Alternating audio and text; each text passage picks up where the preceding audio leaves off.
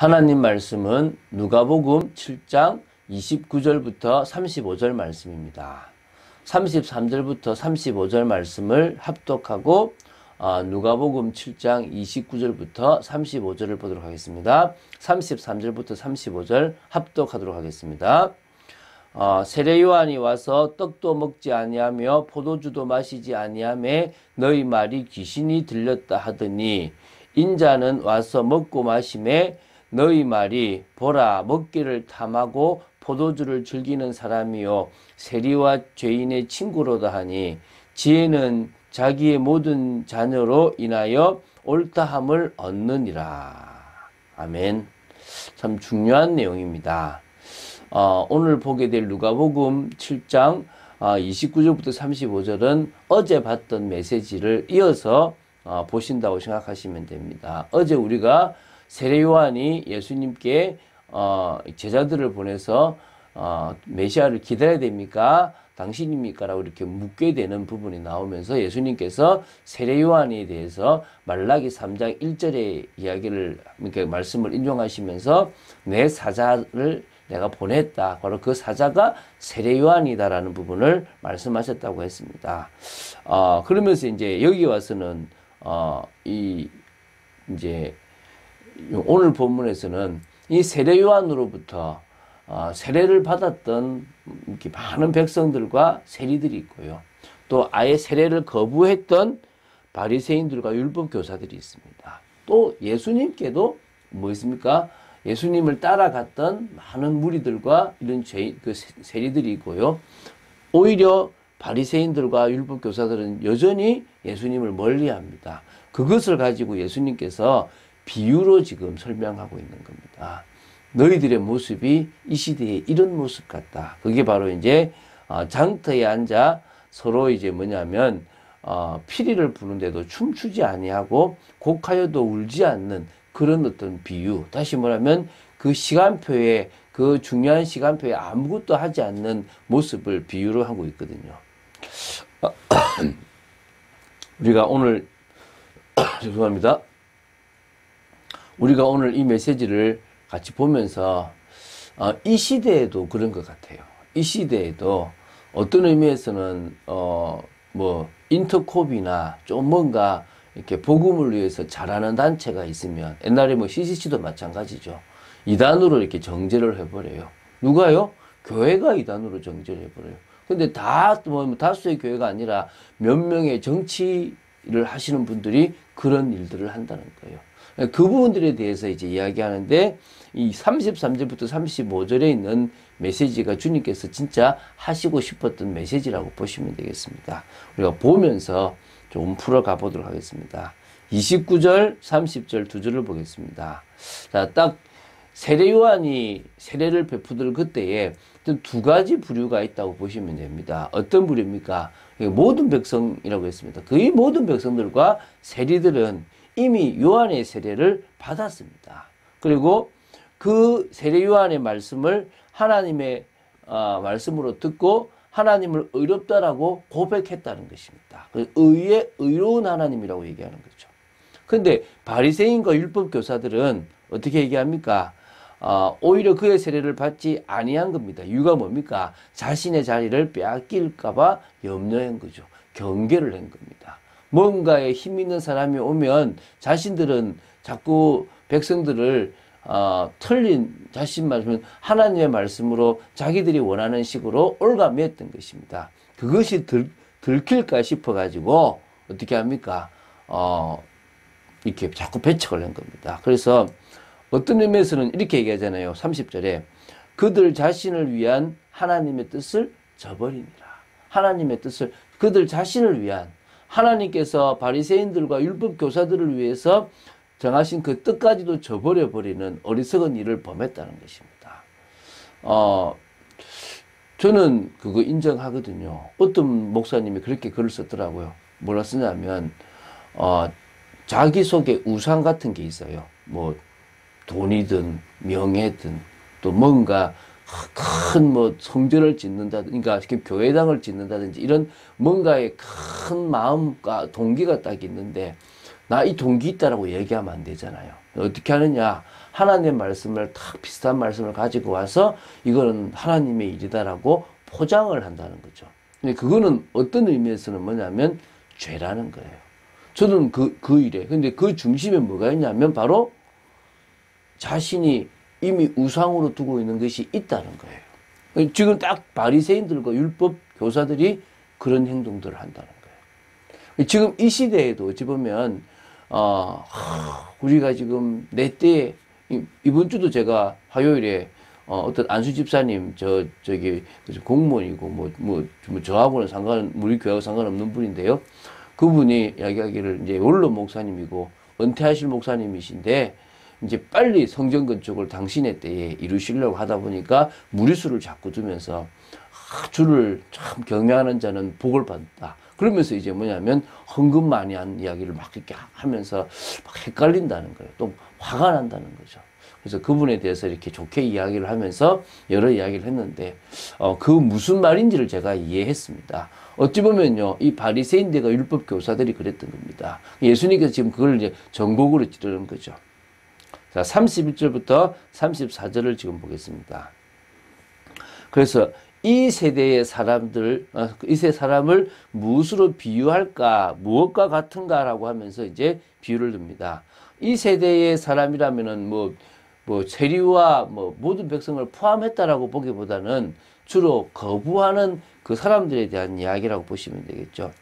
예수님은 세례 요한의 회개의 메시지와 세례를 통해서 하나님의 구원의 경륜을 이렇게 나타내려고 합니다. 그런데 그것을 저버린 이 바리새인과 율법 교사들을 염두에 두고 지금 이런 비유들을 하는 거죠. 뭘 하느냐?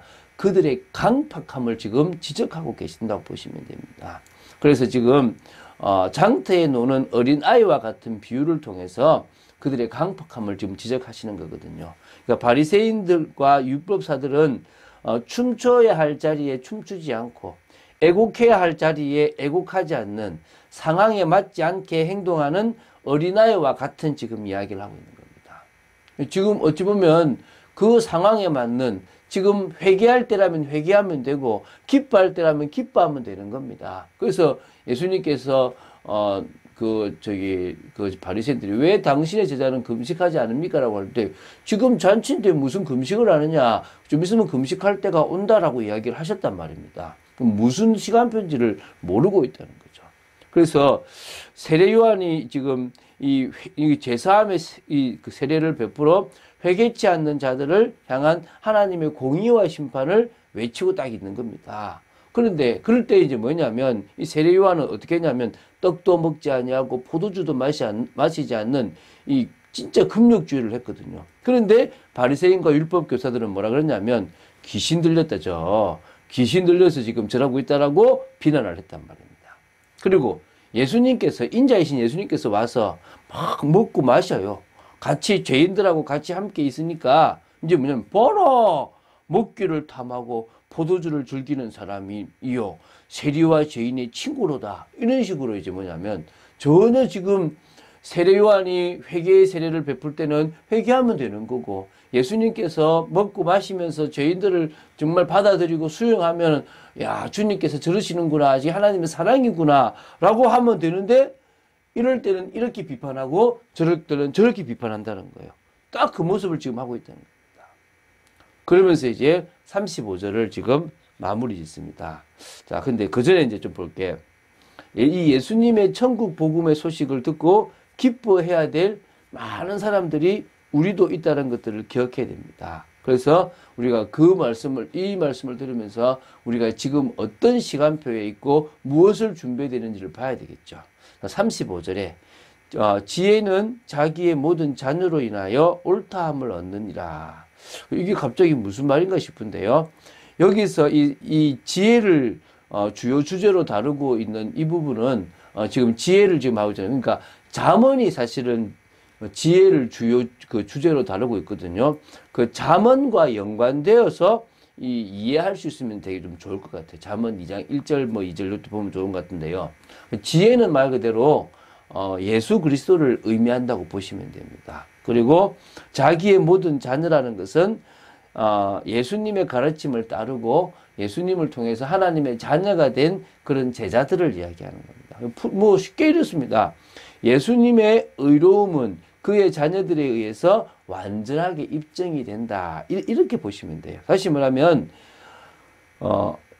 예수님의 그 지혜, 예수님의 그 모든 말씀들은 바로 그의 자녀들로 인해서 옳다함을 받는다. 이런 의미가 있는 거죠. 결국 우리 때문에, 믿는 자들 때문에 예수님께서 의로우시고 옳고 또 가장 올바른 길을 가신다는 것을 보일 수 있다는 것입니다. 자, 핵심이 무엇입니까? 지금 그 시대에 바리새인과 율법사들, 다시 말하면 유대 종교 지도자들이 올바른 말씀을 증거하지 않을 뿐만 아니라 올바른 말씀을 증거하고 하나님의 뜻을 이루는 사람들을 나쁘다라고 폄하하고 핍박하고 죽여버렸다는 것입니다. 지금 이 시대도 어찌 보면은 마찬가지일 수 있습니다.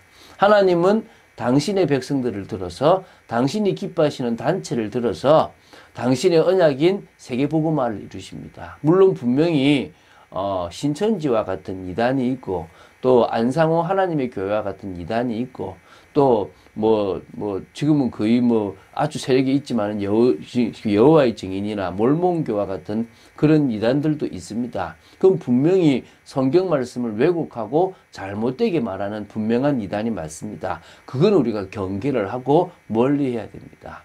그런데 무엇이 있습니까? 어떤 의미에서는 조금 치우친다 생각되면 조금 뭔가 자기들과 맞지 않고 세력이 생기고 힘이 있다 그러면 자꾸 경계하는 풍습들이 그런 일들이 생겨나고 있는 겁니다.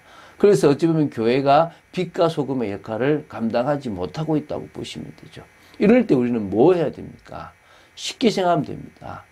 정말 일어나는 모든 현상들을 보면서 그냥 누구 말이 그러니까 물론 목회자의 말씀을 받아야 되겠지만은 직접 그것을 통해서 이거는 정말 하나님이 뭘 원하시는가를 생각해보고 같이 또 목사님하고도 대화해보고 나누어보면서 정말 이 시대에 하나님이 원하시는 그런 언약 성취를 위해서 한 걸음 한 걸음 달려나가야 될 줄로 믿습니다. 가만히 시대를 보면요. 하나님이 살아 계신가 싶을 만큼 어찌 보면요, 가만히 계실 때가 있습니다. 도저히 이거 일이 진행이 안 되네라고 싶을 만큼 모든 일이 벌어질 때가 있습니다. 속지 않으시면 됩니다. 신실하신 하나님이십니다. 2000년 동안 예수님이 안 오신 것처럼 보이면 앞으로도 안 오실 거 아니냐, 그 거짓말 아니냐라고 보일지 모르겠지만 2000년 전에 약속하셨던 그 약속을 반드시 이루실 분이 우리 주 하나님이십니다. 그래서 우리는 뭐 하면 됩니까? 그 약속을 갈렙처럼 받아들이면 됩니다.